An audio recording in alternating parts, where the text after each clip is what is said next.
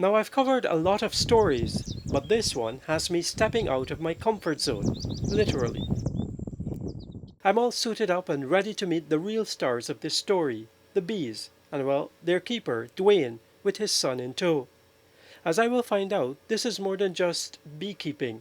It's about conservation, livelihoods, and the delicate balance of nature. This is one that we make because the aggressiveness of the bees.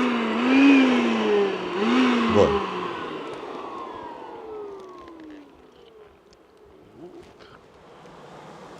Watch. If you look at it, you see the cells get some little liquid inside. Yeah. I can't see anything. What do you mean liquid? Yeah, there's now start working inside of the cells.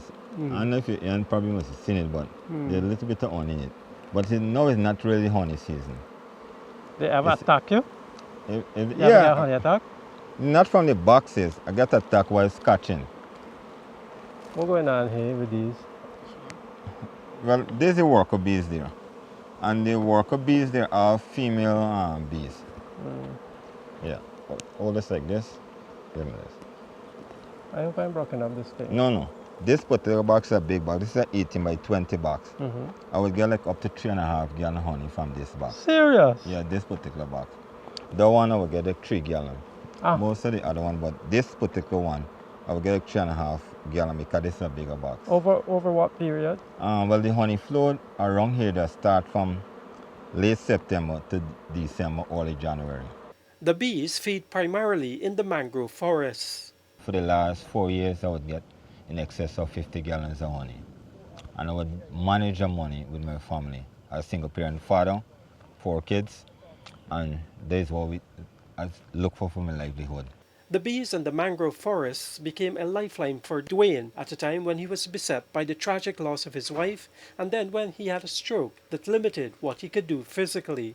His bees has been keeping my family going, and this mangrove forest, all these trees, when I come out and see them blossom, I would smile because I know that the bees are getting food and my family going to get food too.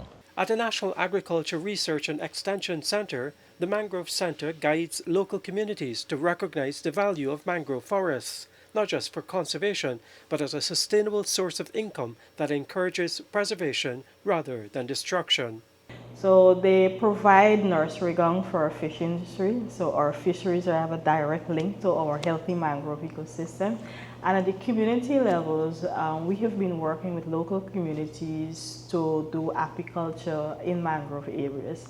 So beekeeping and the delicious golden mangrove honey that you get from the black mangroves, that is another avenue in terms of livelihood for persons in local communities that promote and sustain mangrove conservation and restoration. Of course, this is not automatic. You have been helping farmers to see how they can benefit from mangrove forests. Yes. So we started with a pilot project that looked at training persons in the local community in beekeeping, as well as the other value-added products you can get from beekeeping. So producing soaps, honey soap, as well as hair food and beautiful scented candles.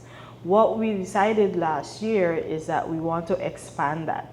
So we conducted an assessment of what are the livelihood opportunities along all 6 coastal regions with the intention of investing further resources to allow persons to benefit financially from the continued restoration of our mangrove ecosystem and promote sustainability. So we've re-signed an MOU with the Guyana Livestock Development Authority. They have the expertise with regards to beekeeping and mangroves. So what we're going to be working with them to is procure PPEs, beekeeping equipment, and other supporting equipment for community persons, and as well as train new persons to get into beekeeping, as well as support the expansion of existing apiaries so that they can take advantage, as I said, as we continue to do mangrove restoration along our coast. Do you find that mangrove forests are misunderstood and that they're not really considered forests, and so people feel more free to destroy them? Yes. So that has been something that we've been working on in terms of our public education and awareness program. And that's part of what our Mangrove Center aids in doing. Because traditionally we have viewed our mangroves as a bit of a nuisance. It's blocking the ocean, the mosquitoes that comes with it.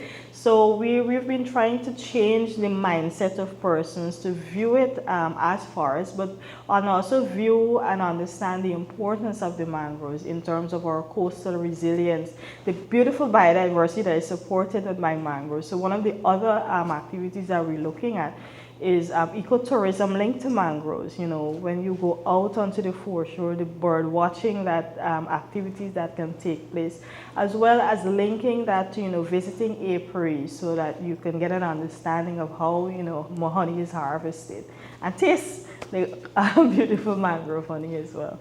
Mangroves are found in 123 countries. It is estimated that Guyana has 22,000 hectares of mangrove forests.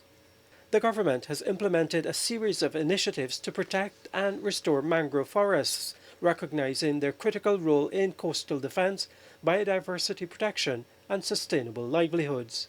As you know, Guyana is below the coastline. We are vulnerable to flooding, to the effects of climate change, and protecting coastline is very important.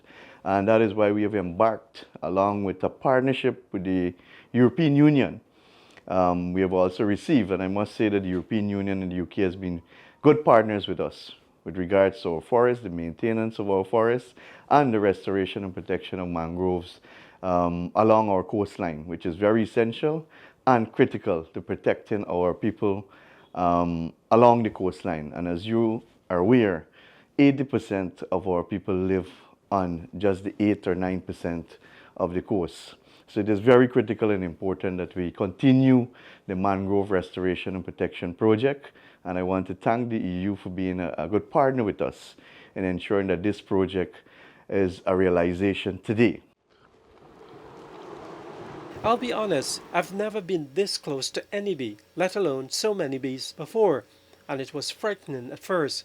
But there's something fascinating about stepping into their world, a world that depends entirely on these towering mangrove trees. These forests don't just protect our coastlines, they provide a home, a food source, and an income for beekeepers who have learned to work with nature, not against it. And people like Dwayne are the perfect advocates for why mangrove forests should be protected. So the mangrove forest is very important. And then the other thing is the air that comes through from the mangrove forest is a better fresh air that we're breathing out here. Not like on the roadside with all the carbon dioxide from the vehicles and this kind of thing. It's a more fresh air. So it filters the air that we breathe, it protects us, sea defense for us here, and then it is good for livelihood. For the newsroom, I'm Neil Marks.